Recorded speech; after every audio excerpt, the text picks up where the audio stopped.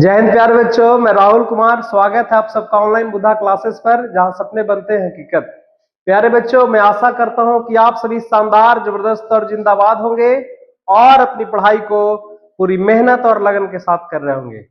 तो प्यारे बच्चों, मैं आपकी इसी मेहनत को और शानदार, जानदार और जबरदस्त बनाने के लिए मैं प्रतिदिन में और मेरी टीम कक्षाएं लेकर आ रही है, ताकि आप यहां से पढ़कर एक जबरदस्त नंबर लाकर अपने माता पिता तथा गुरुजनों का नाम रोशन करें। तो प्यारे बच्चों, पिछले क्लास में हम लोगों ने प्रश्नावली 4.3 जो कि द्विघात समीकरण चैप्टर चल रहा था, उसके कुछ क्वेश्चन का हमने सॉल्यूशन किया था और आज उसके बचे हुए क्वेश्चन का हम लोग सॉल्यूशन करने वाले हैं। तो आइए बिना देर करते हुए हम लोग डायरेक्ट क्वेश्चन के ऊपर आते हैं। क्वेश्चन आपके सामने स्क्रीन पर देखिए। क्वेश्चन है कि दो पानी का नल जो है वो एक साथ एक हौज को भरने में 9.3/8 घंटे का समय लेते हैं। यानी कहने का मतलब, पहले आप यहां से फिगर से समझिए कि दो पानी का नल है, ठीक है, दो पानी का नल है और एक हौज को क्या कर रही है, भर रही है ना। एक हौज को भरने में कितना समय ले रहा है प्यारे बच्चों? दोनों नल के द्वारा 9.3/8 घंटा, यानी कि लगभग इसको पूर्णांक तोड़ेंगे तो आ जाएगा 75/8 घंटे में इस हौज को पूरी तरह से ये दोनों नल, ये पहला नल आपका है और ये आपका कौन सा नल है, दूसरा नल है, जो कि दोनों हौज को क्या, ये दोनों नल हौज को भर रहा है। कहता है एक आगे क्या कर रहा है क्वेश्चन में कि बड़े व्यास वाला, इसमें से एक जो नल है वो बड़ा व्यास का नल है और दूसरा जो नल है वो कम व्यास वाला नल है ना।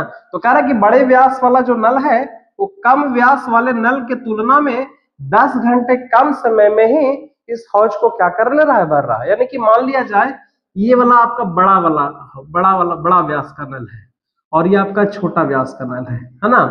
तो इसकी तुलना में ये 10 मिनट है ना, सॉरी 10 घंटे कम समय में इस हौज को, यदि अकेले अकेले इस नल को खोल दिया जाए, है ना, पहला नल और दूसरे नल को खोल दिया जाए, तो बड़ा व्यास वाला जो नल है वो दूसरे नल के तुलना में 10 घंटे कम समय में इस हौज को क्या कर रही है, भर रही है। तो यहाँ पे निकालना है कि प्रत्येक के द्वारा अलग अलग से हौज को भरने में कितना समय लगेगा।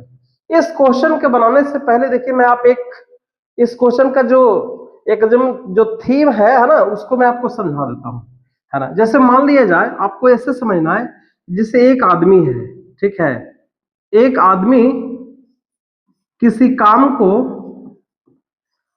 इस क्वेश्चन में जो मेन जिसका प्रयोग करने वाले हैं उसी को हम आपको समझा रहे हैं। एक आदमी किसी काम को 10 दिन में खत्म करता है। कितने दिन में? 10 दिन में पूरा का पूरा समाप्त कर रहा है, ठीक है।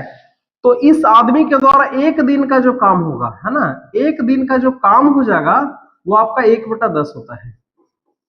इसको आपको समझना पड़ेगा।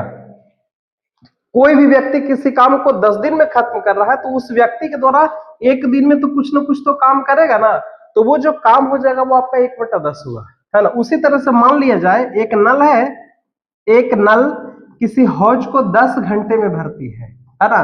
तो एक घंटे में कुछ ना कुछ तो भाग भराएगा, तो एक घंटे में जो भरा गया भाग हो जाता है वो 1/10 हो जाता है।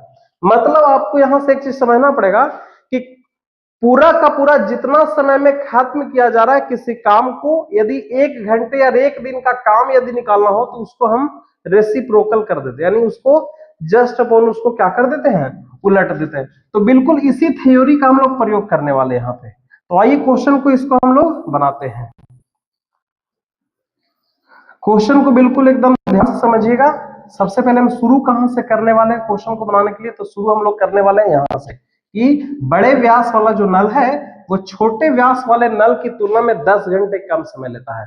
तो सबसे पहले छोटे व्यास वाले नल का हम समय निकाल लेते हैं। यहाँ पे हम लोग क्वेश्चन को बनाने से पहले लिखेंगे क्या, हल, ठीक है। लिखेंगे माना कि छोटे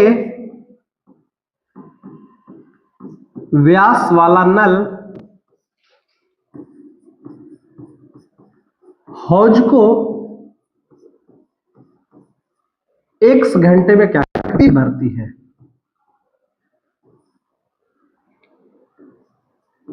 हौज को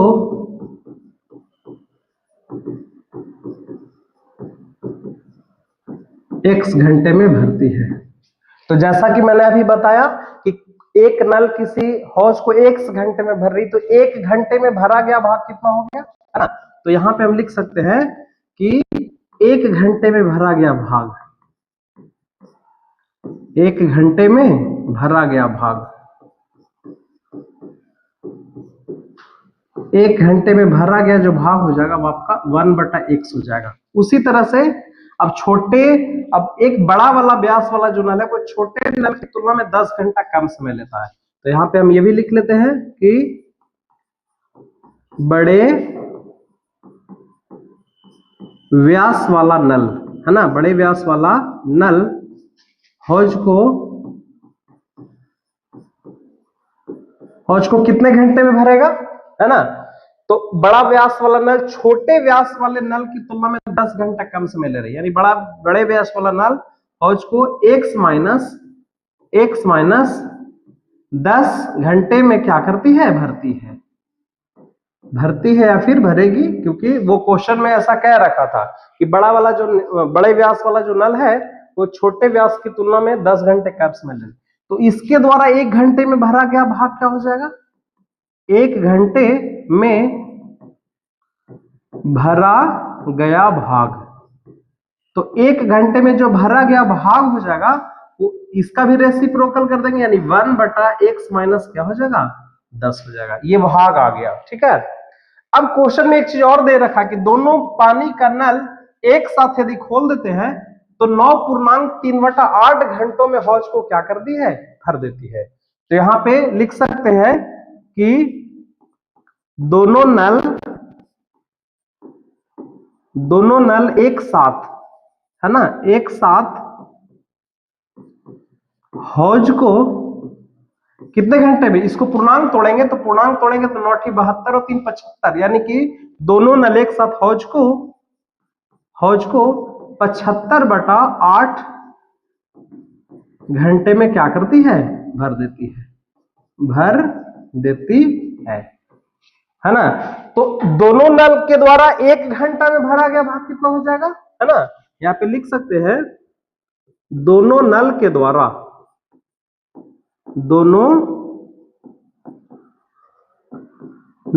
द्वारा 1 घंटे में, है ना, 1 घंटे में भरा गया भाग, 1 घंटे में भरा गया भाग हो जाएगा, जस्ट इसका रेसिप्रोकल हो जाएगा। दोनों नल एक साथ जब खुल जाते हैं तो 75/8 घंटे में इसको क्या कर रहा है, भर दे रहा है। तो 1 घंटे में तो दोनों नल तो कुछ भाग तो भरेगा ना, तो ये इसका जस्ट रेसिप्रोकल हो जाएगा, यानी 8/75 भाग को क्या करेगा, ये भरेगा। अब यहां से देखिए कैसे हम लोग इसका समीकरण तैयार कर लेते हैं, है ना। और इसके समीकरण को तैयार करने के लिए आइए यहां पे हम इसका प्रयोग करते हैं। इसको सबसे पहले एरेज कर देते हैं।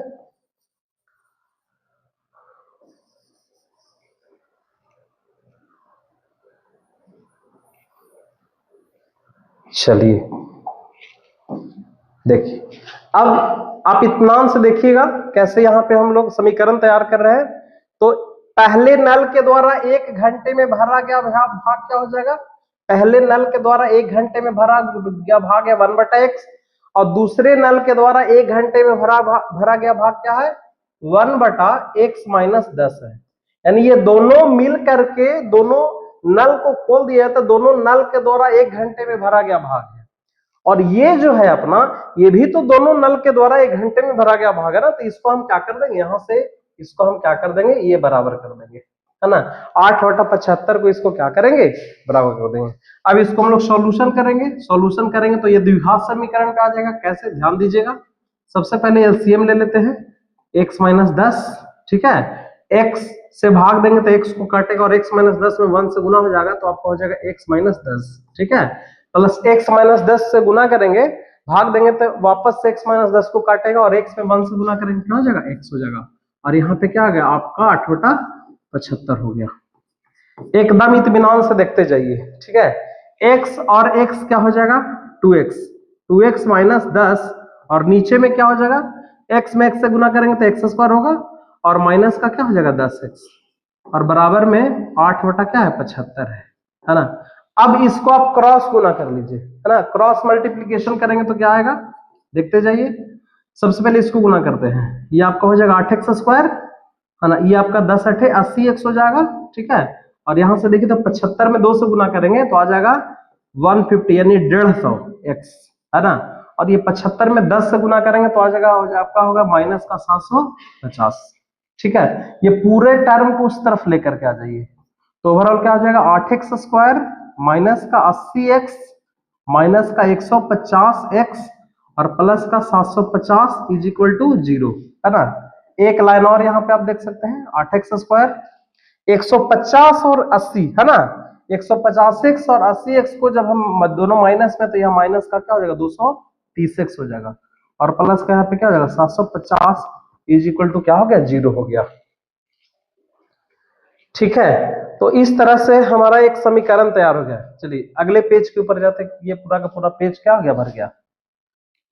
8x square minus 230x plus 750, देखिए यहाँ पे 8x स्क्वायर माइनस का 230x और प्लस का 750 इज इक्वल टू क्या हो गया 0। अब यहाँ से कुछ कॉमन होता है तो कॉमन कर लीजिए, है ना, कॉमन यहाँ से हो सकता है क्या, 8 से क्या कटेगा,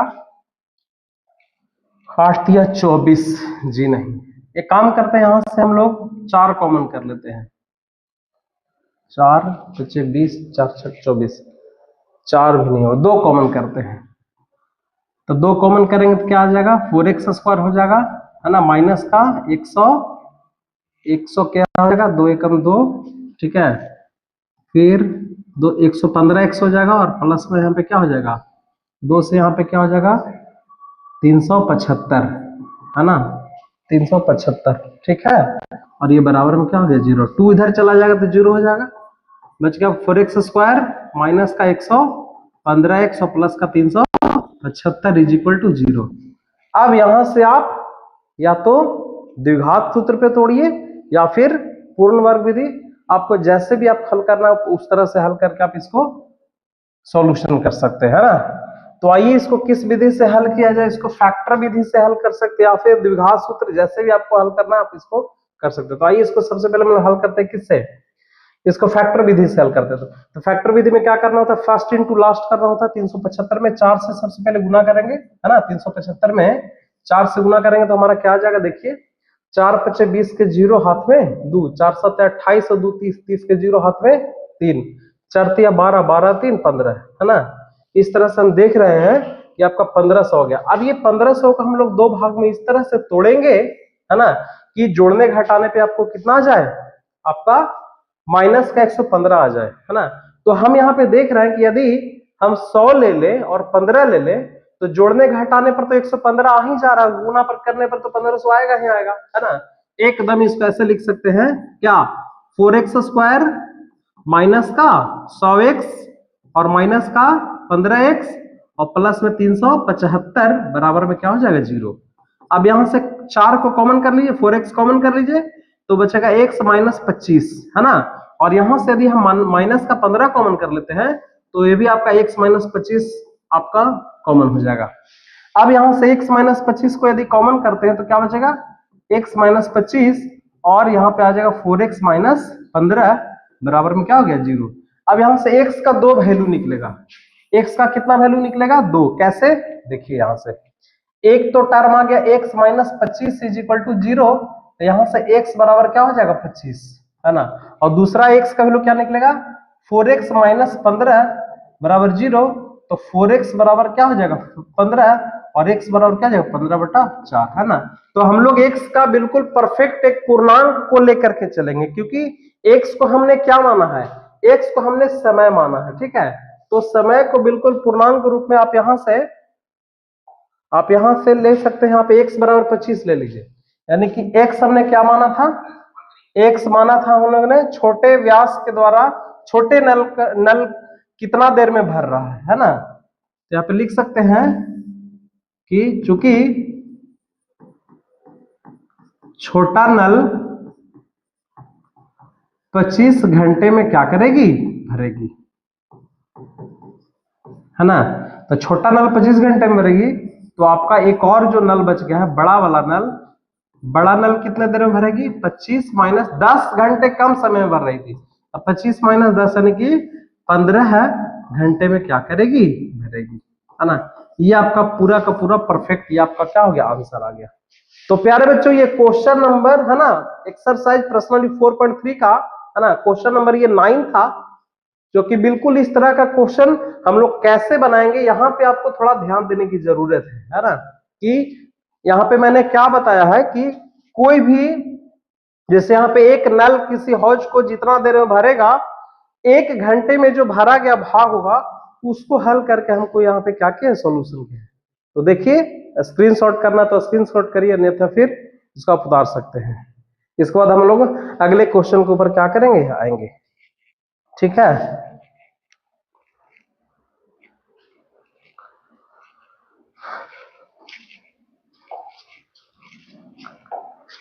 चलिए, तो इसका अगला क्वेश्चन आप कुछ इस तरह से आप देख सकते हैं, क्वेश्चन नंबर 10, है ना, मतलब मैसूर और बेंगलोर के बीच की दूरी 132 किलोमीटर है। क्वेश्चन को पहले हम लोग एक डायग्राम से समझेंगे कि एक मैसूर है और दूसरा क्या है? बेंगलोर है। इसके बीच की दूरी कितनी है?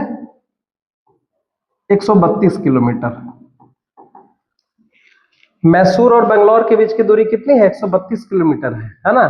कहता है कि एक एक्सप्रेस रेलगाड़ी और दूसरी सवारी गाड़ी है। कहता है एक एक्सप्रेस रेलगाड़ी जो है वो सवारी गाड़ी से 1 घंटे कम समय लेती है ना।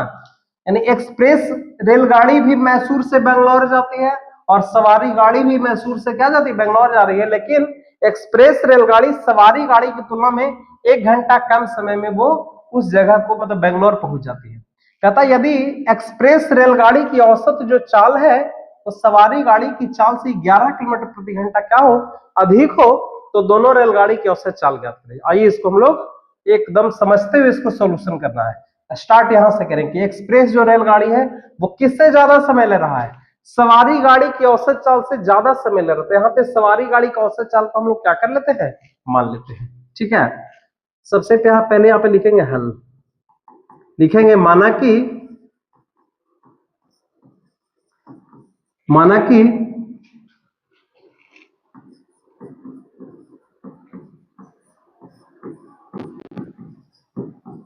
सवारी गाड़ी की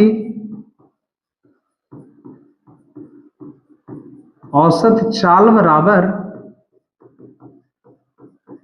x किलोमीटर पर आवर, है ना। माना कि सवारी गाड़ी की औसत चाल बराबर कितना kilometre per hour? x kilometre per hour, है ना। तो फिर एक्सप्रेस रेलगाड़ी की औसत चाल क्या हो जाएगा? एक्सप्रेस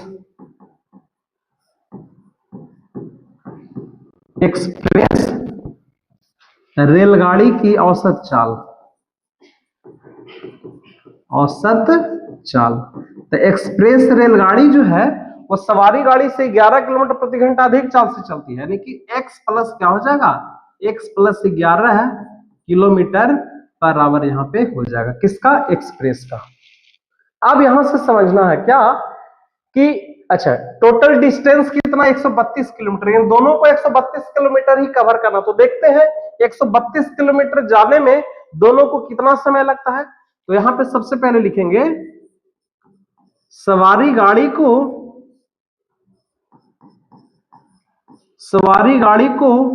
तय करने में, है ना, कितना? 132 किलोमीटर। 132 किलोमीटर तय करने में लगा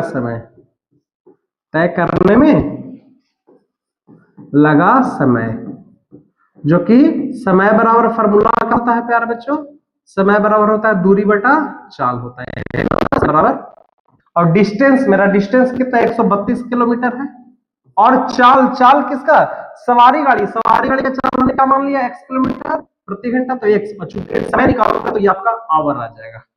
उसी तरह से यहाँ पे एक्सप्रेस रेलगाड़ी का क्या हो जाएगा, है ना।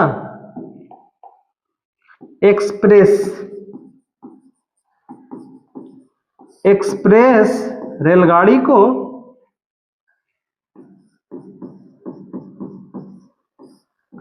एक 132 किलोमीटर तय करने में लगा समय। तो समय बराबर यहां पे भी फॉर्मूला वही हो जाएगा, दूरी बटा चाल, ठीक है।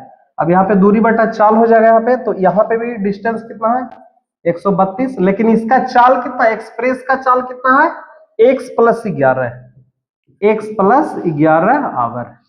अब यहां से समझना है, क्या समझना है कि दोनों का समय हमारे सामने है, एक को समय लग रहा है 132/x और दूसरे को एक्सप्रेस रेलगाड़ी को समय लग रहा है 132/x + 11।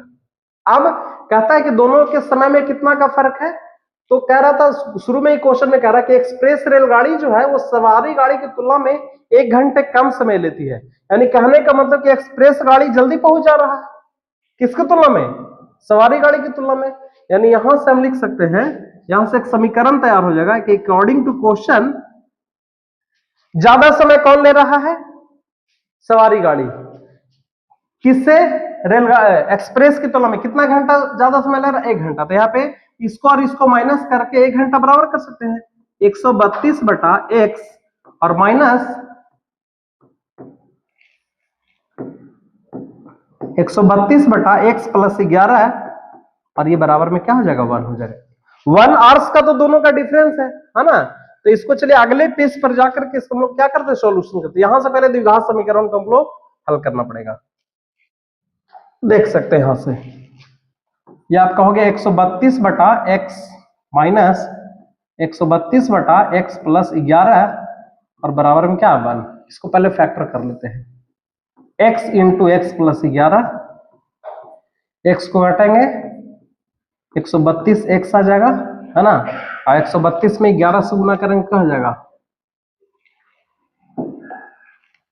प्लस 132 में 11 से गुना कर दीजिए, क्या हो जाएगा 132 × 11, 132 132, 3 × 2 = 5, 3 × 1 = 4, है ना, 1452 आ गया, 1452।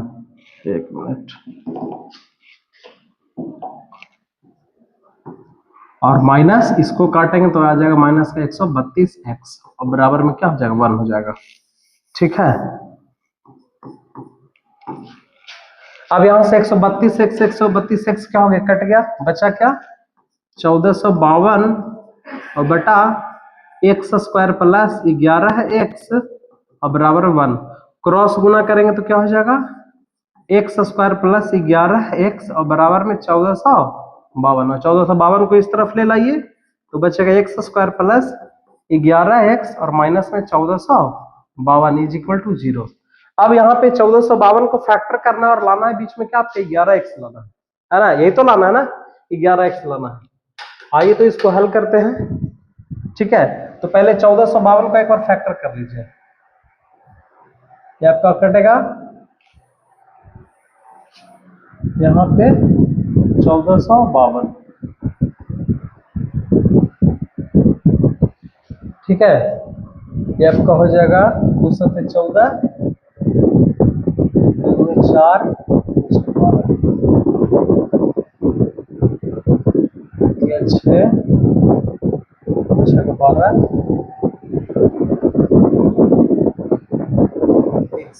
121 बार में, है ना, और कितना ये आपका 3 से कटेगा, 11 से कटेगा 11 बार।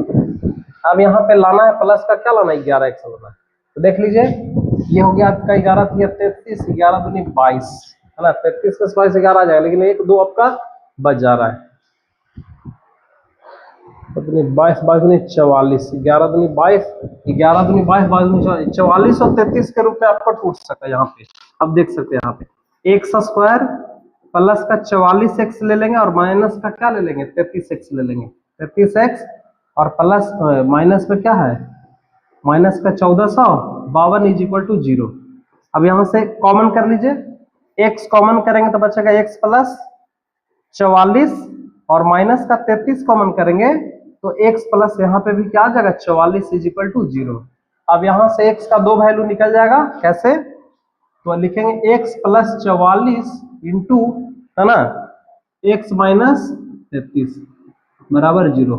यहाँ से 2 वैल्यू कैसे, x + 44 = 0 करेंगे तो x बराबर माइनस का 44 हो जाएगा, है ना, और x - 33 = 0 करेंगे तो यहाँ से x बराबर आपका क्या हो जाएगा 33। लेकिन यहाँ पे हमने x माना था, क्या x माना था सवारी गाड़ी की औसत चाल, और चाल जो भी आएगा वो पॉजिटिव आएगा, चाल कभी भी निगेटिव नहीं आएगा। तो अतः लिख सकते हैं, अतः क्या लिख सकते हैं, है ना, लिखेंगे सवारी गाड़ी की चाल बराबर, सवारी गाड़ी की चाल बराबर हो जाएगा आपका 33 किलोमीटर, और एक्सप्रेस रेलगाड़ी की चाल क्या हो जाएगा, एक्सप्रेस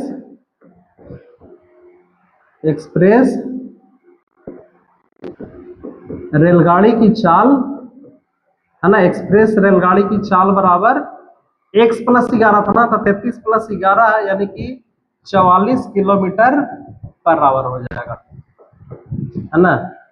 ये आपका क्या हो गया, आपका परफेक्ट क्या हो जाएगा, आपका आंसर हो जाएगा, है ना। जो क्वेश्चन नंबर हम लोगों ने क्वेश्चन नंबर 10 का क्या क्या सॉल्यूशन किया। तो प्यारे बच्चों, आई होप कि आपको समझ में आ रहा होगा, ठीक है। तो अगले क्वेश्चन के ऊपर हम लोग चलते हैं।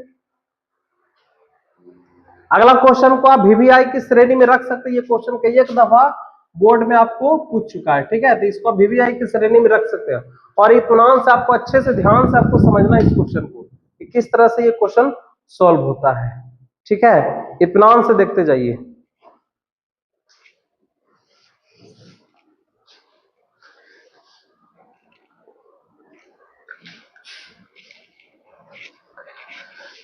चलिए, तो क्वेश्चन क्या है कि दो वर्गों के क्षेत्रफलों का योग 468 दिया हुआ है ना।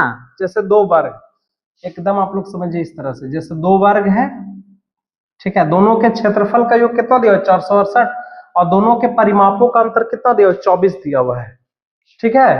तो इसको हम लोग सबसे पहले वर्ग का भुजा पता रहेगा तब तो क्षेत्रफल निकलेगा ना। तो दो वर्ग है तो दोनों वर्ग की भुजा अलग अलग मान लेते हैं। सबसे पहले यहाँ पे लिखेंगे हल, ठीक है, लिखेंगे माना कि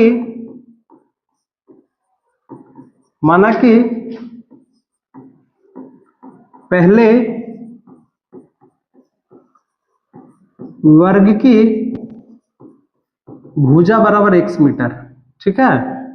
पहले वर्ग की भुजा कितना मान लिया x मीटर, और दूसरे वर्ग की भुजा को क्या मान लिए y मीटर, दूसरे वर्ग की भुजा को क्या मान लिया y मीटर। अब दोनों का क्षेत्रफल निकाल दीजिए, है ना। यहां पे लिखेंगे पहले वर्ग का क्षेत्रफल क्या हो जाएगा, पहले वर्ग का क्षेत्रफल हो जाएगा भुजा स्क्वायर, फॉर्मूला तो वर्ग का क्षेत्रफल भुजा स्क्वायर ही होता ना। तो यहाँ पर हो जाएगा एक्स स्क्वायर और मीटर का स्क्वायर लिखते हैं, मीटर का स्क्वायर लिखना पड़ेगा क्योंकि इकाई मैंने मीटर माना है। उसी तरह से दूसरे वर्ग का क्षेत्रफल क्या हो जाएगा, दूसरे वर्ग का क्षेत्रफल अपना क्या हो जाएगा, ये भी फॉर्मूला होता है, भुजा का स्क्वायर होता है। तो भुजा का स्क्वायर, भुजा हमने क्या माना है यहाँ पे y माना है, तो y का स्क्वायर हो जाएगा y स्क्वायर मीटर स्क्वायर, ठीक है। अब यहाँ पे देखिए, अब चूंकि परिमापों का अंतर की बात करें तो परिमाप भी तो मानना पड़ेगा ना, परिमाप भी निकालना पड़ेगा। यहाँ पे लिखेंगे पहले वर्ग की परिमाप, तो परिमाप होता है 4 गुने भुजा, ठीक है। वर्ग का परिमाप का फॉर्मूला क्या था 4 इंटू भुजा, तो भुजा हमने क्या माना x माना है, तो ये आपका हो जाएगा 4x मीटर, ठीक है। उसी तरह से दूसरे वर्ग की भुजा क्या हो जाएगा, सॉरी दूसरे वर्ग की परिमाप क्या हो जाएगा 4 इंटू भुजा, यहां पे भी हो जाएगा फॉर्मूला में, तो 4y मीटर हो जाएगा। अब देखिए यहां से, अब कह रहा है कि दोनों वर्गों के क्षेत्रफलों का योग कितना है 468 मीटर स्क्वायर है ना। यहां पे लिखेंगे, है ना, अकॉर्डिंग टू क्वेश्चन दोनों वर्गों के क्षेत्रफलों का योग यानी कि x square plus y square is equal to 468 लिख सकते हैं, क्योंकि दोनों वर्गों के क्षेत्रफलों का योग 468 मीटर स्क्वायर है ना। पुनः यहां पे लिखेंगे फिर से, पुनः अकॉर्डिंग टू क्वेश्चन फिर से क्या कर रहा है कि यदि इसको एक मान लेते हैं, उनके परिमापों का अंतर कितना है 24 है, परिमापों का अंतर यानी कि 4x माइनस 4y और बराबर में क्या है 24।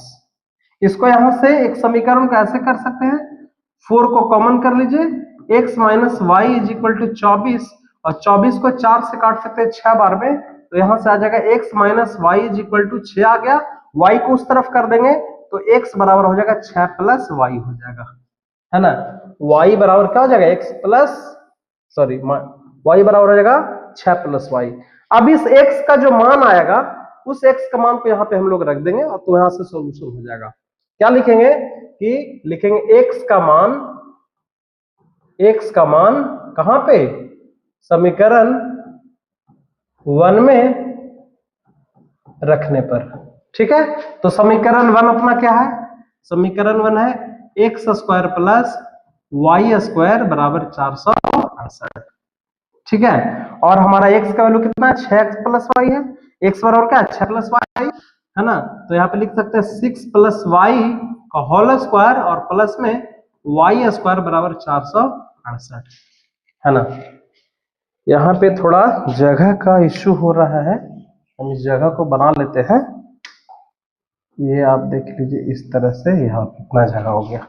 चलिए इसको प्लस बी को होल स्क्वायर पे पहले तोड़ी, 6 प्लस वाई को, तो 6 6 36, A square plus B square plus 2ab 6 दूनी 12y, 12y plus y square और बराबर 468 है, ठीक है। तो y y क्या हो जाएगा, 2y का स्क्वायर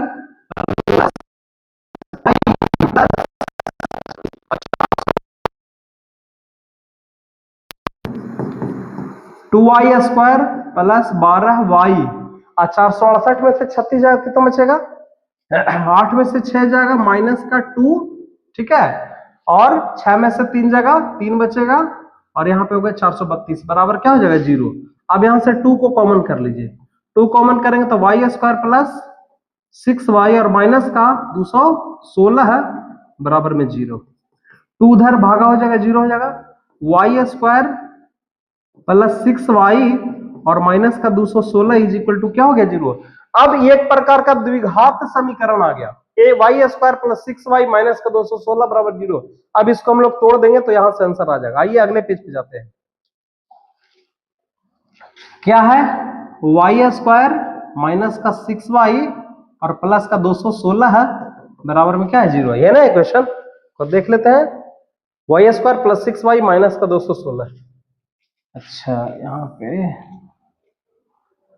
प्लस का 6y और माइनस का 216 इज इक्वल टू 0, ठीक है। अब यहाँ पे 216 को तोड़ना पड़ेगा, है ना, 216 को तोड़ेंगे तभी जाकर के यहाँ पे प्लस वाई 6y आएगा। तो आइए 216 को पहले फैक्टर करके देखते हैं, 2 बार में कटेगा 108 बार में, है ना, 2 से वंस अगेन 54 बार में, 2 से 27 बार में, और 3 से 9 बार में, और 3 से 3 बार में लाना है। तोड़ के इसको तोड़ करके 2 भाग में 6y को करना है ना। तो देखिए क्या आता है, 2 दूना 4, 4 तिया 12 और 3 तिया 9, 9 दूनी 18, 18 और 12 को तोड़ेंगे तो आपका यहां से आ जाएगा कैसे, वाई स्क्वायर प्लस का 18y और माइनस का 12y और माइनस का 216 है is equal to 0। y common कर लेंगे, y प्लस 18 हो जाएगा और माइनस 12 कॉमन करेंगे, y plus 18 is equal to 0।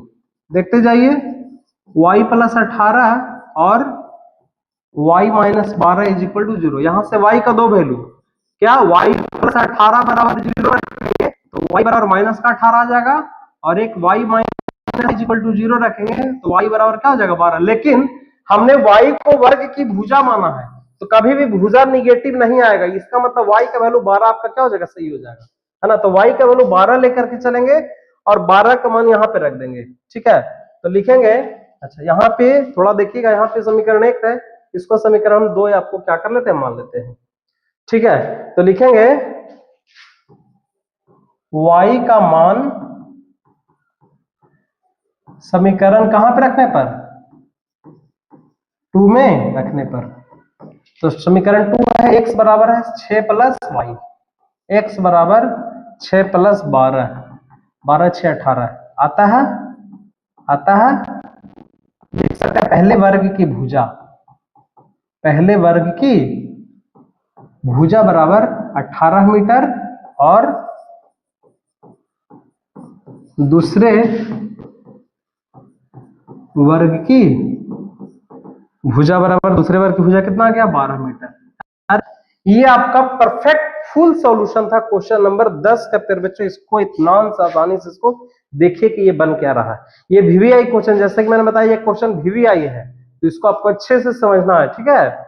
और ये क्वेश्चन एक नहीं बल्कि कई एक दफा बिहार बोर्ड मैट्रिक एग्जाम ये पूछ चुका है।